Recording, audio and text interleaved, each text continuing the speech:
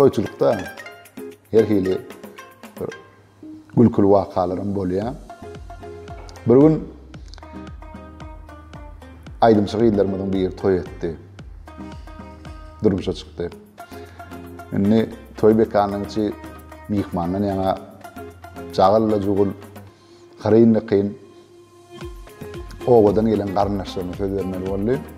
Owadan gelen bir gelneje mikrofon aldy. Ýaşyr gutdy, soňam dedi.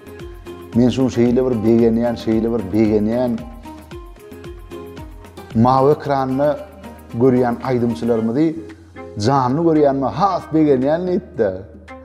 Benim mikrofon alımda. Bak gelince bular canlı görüyorsun, onu toyda canlı aydır etme dedim.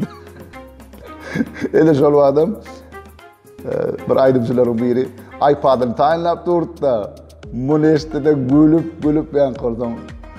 iPad'ını bir kıra geçirdi, canlı aydıp başladı. O şeydim, toy devamına ne elim oldu, bir kaydım canlı aydırlı.